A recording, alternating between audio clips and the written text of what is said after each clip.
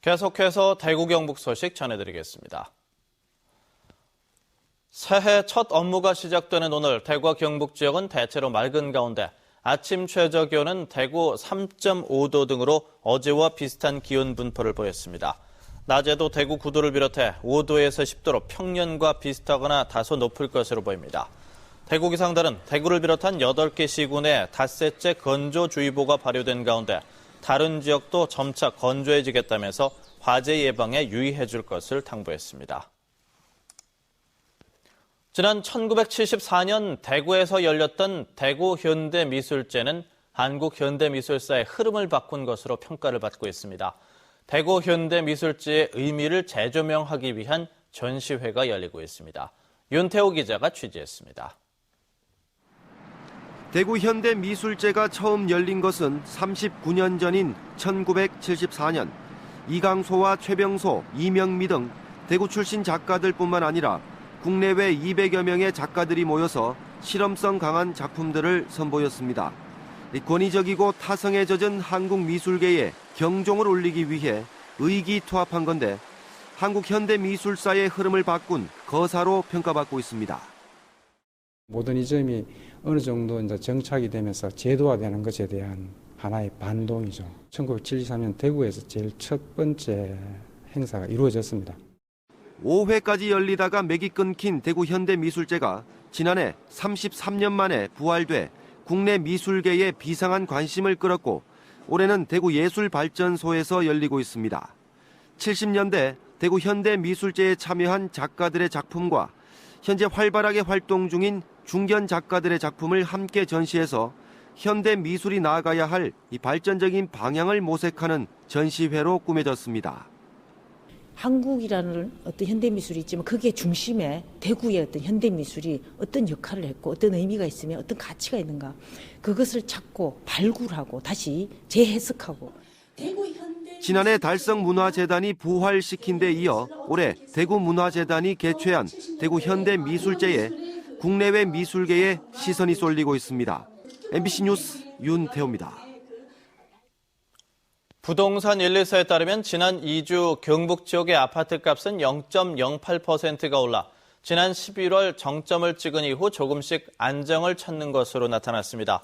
전셋값 역시 0.09% 올랐는데 경산이 0.25%로 가장 많이 올랐고 영천과 경주 등이 뒤를 이었습니다.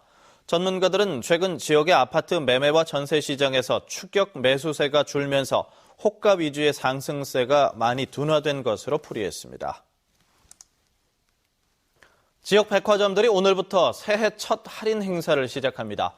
대구 백화점은 장사 70주년 기념 새해 첫 할인 행사를 오늘부터 오는 19일까지 진행하는데 입점 브랜드의 80%가량이 참가해서 평균 20에서 30% 할인해준다고 밝혔습니다. 동아백화점도 브랜드의 85% 이상이 참여하는 가운데 정상가 대비 최대 70%까지 할인 행사를 하며 롯데백화점과 현대백화점도 일제히 오늘부터 할인 행사를 합니다.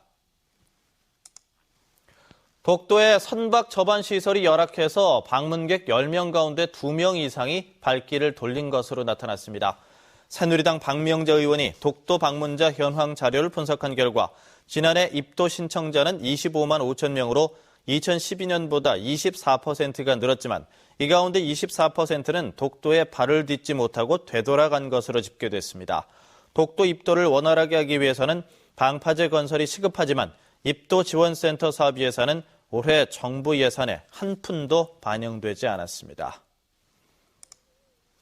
국내 유일의 동학교당 건물과 동학 관련 유물이 남아있는 상주 동학교당이 국가지정기록물 제9호로 지정됐습니다. 이번에 지정된 동학교당 유물은 동학교 교주 김주희 선생이 1915년부터 발간한 동학경전과 목판 289종, 1425점으로 구한말 동학운동 당시의 인쇄술과 시대 정황 등을 파악할 수 있는 자료입니다. 국가기록원은 앞으로 동학교당 관련 유물의 정리와 전산화, 보존용품 지원 등 보존 관리를 지원할 계획입니다. 주요 8개 금융공공기관의 2014년도 예산이 평균 5.1% 감축됐습니다. 금융위원회는 금융감독원과 주택금융공사, 자산관리공사 등 8개 금융기관의 2014년도 예산을 확정하면서 2013년 4조 1천억 원에서 2014년은 3조 9천억 원으로 5.1% 삭감했다고 밝혔습니다. 임원 연봉을 삭감하거나 동결하는 한편 학자금과 연차휴가 보상일수, 보육수당 등을 전액 또는 일부 줄였습니다. 금융위원회는 다른 금융기관에 대해서도 기관별 정상화 계획을 세운다는 방침입니다.